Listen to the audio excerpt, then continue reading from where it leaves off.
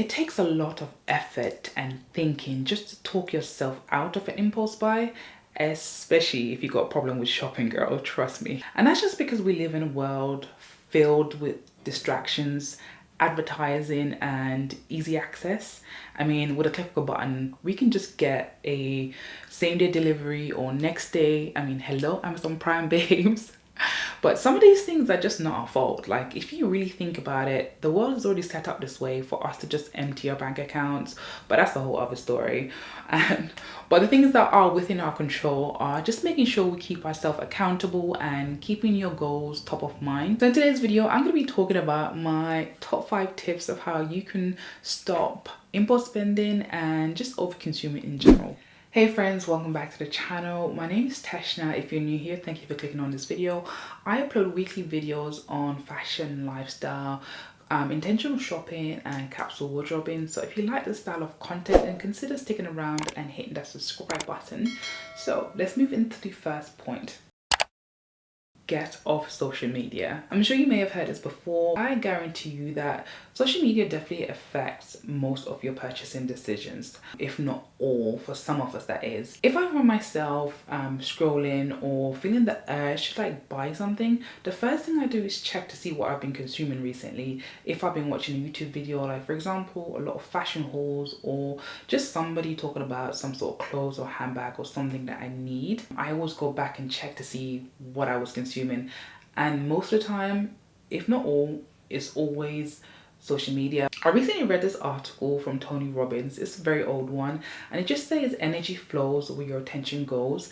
And I know that's more in the personal development business sort of area, but you can definitely apply this to your life, because if you're constantly watching or consuming something, that is kind of where your attention is at. That's kind of where your energy is at. Subconsciously or even consciously, you're gonna be going out and feeling the need to spend or buy a lot more, because that is where your attention is at. So obviously that's where your energy is going to be. Another thing is, what I tend to do every so often, maybe every few months, is I do a digital detox. Same way I declutter my closet, it's the same way I declutter my digital space. And this is so important because I always check my emails first thing in the morning. When I wake up, I check my emails. So recently, I'll give an example. I subscribe to Who What Wear. This is like a fashion newsletter. I love them. I like seeing them on Pinterest. They always share the latest fashion trends, but oftentimes they're filled with things to buy. Like, you know, I was out looking in, I think H&M or somewhere recently, for like a knitted dress, and I'm like, why am I searching for these knitted dresses? It's because in the newsletter it was talking about the top 10 knitted dress or something. So I found myself going out and actually looking for a knitted dress. So I was like, girl, it's time to unsubscribe from them. I love them, but I'll just follow them on Pinterest. I can't be having this in my inbox every week. Like, my bank account ain't designed like that. Do you know what I mean? So if you want to identify what things are like that for you, what emails that you need to unsubscribe, I would encourage you to do a digital declutter and maybe just take a break off social media in general, TikTok, Instagram. You want to ask yourself why. I mean, it sounds like a straightforward and easy thing to do, right? But if you don't understand why you're doing something, it's very hard for you to stop. Like, if you don't know the rules of the game, how are you gonna win? Like, you're just not, because you're not playing, you don't know the rules. So you want to ask yourself why, and I feel like this is where triggers come in. If you watch some of my previous videos, I've spoken about my triggers and what kind of makes me feel the need to shop or spend. And obviously one I just mentioned is social media, when I'm bored, or oftentimes when maybe I'm stressed. Those are some of my triggers. But it may not be as straightforward of what I've just said. You may have to have some difficult conversations with yourself and maybe do some journaling, you know? That's something I do. I feel like it's easy to get things down on paper. And when you write things down, you can see it clearly for what it is. And it's just very, very therapeutic to just, you know, get it all out of your system. And then you read it and you're like, oh, okay, I didn't realize I was feeling that way. So this may be more difficult for some people, but if you understand your triggers and if you understand why you're doing something, trust me, it's a lot easier to tackle the change, or to try and change or unlearn those habits that you've developed. I can come up with 100 reasons to justify purchasing an item. I just got some extra money recently, you know, I can definitely get the new handbag or this blazer that I've been wanting. Do you know what? I've had a really difficult week. It's been so stressful, so I deserve this new dress, you know, I deserve this new handbag, you know. I've been wanting to get this for such a long time. I've been waiting for a long time. So you know what? I need this. I'm definitely gonna get this. And these justifications sound rational, right? They don't sound like crazy, you know. I had some extra money, you know, therefore I'm not going over budget. But maybe you are. Because essentially what you're doing here is you're self-sabotaging, you know what I mean? You're coming up with reasons to like get yourself to buy something that you never needed or wanted in the first place, you know. So I would definitely say, how are you justifying? Because we all do this, we all justify. You're like, girl, look at this, I need it. So ask yourself that. I guarantee you this will open up your mind and you'll start to question, do I really need this?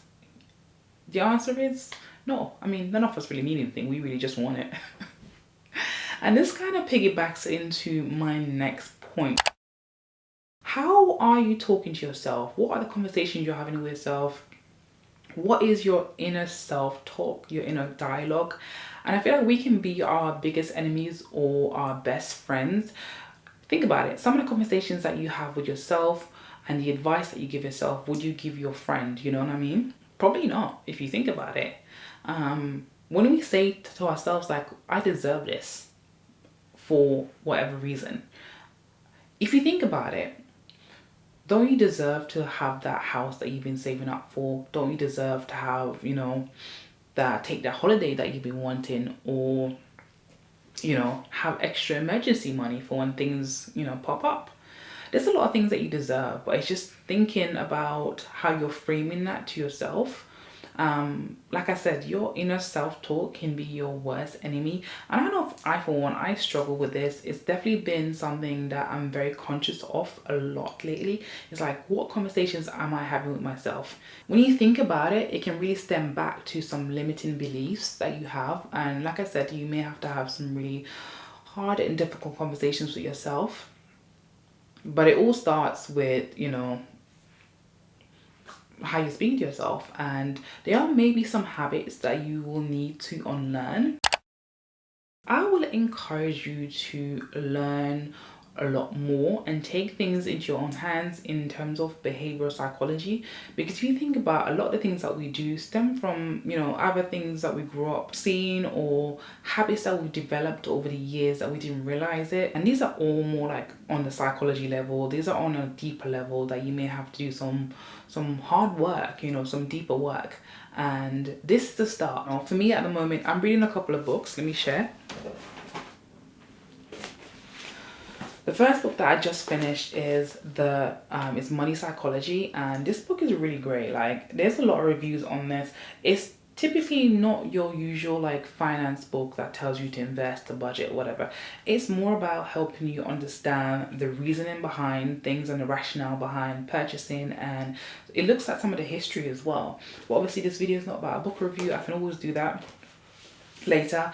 I'm also reading The Essentialism and Thinking Fast and Slow. I'll leave these books below, but again, most of the time I've kind of geared towards understanding the behavior, the reasoning, and the psychology behind things, because only when you truly understand why and what's driving you to kind of make these steps and to buy or whatever the case is only then that you can really make change. So I'd encourage you to just continue learning, and if you're already watching this video or you're watching similar videos, I think you're already on the right path. But just continue that learning, and yeah, and hopefully that will inspire you or you know, make you think about how you can actually stop impulse buying. And yeah, if you found some value in this video, go ahead and give me a thumbs up, and if you want to stick around, you can check out these videos here as well. And yeah, thanks for watching, and I'll see you over this.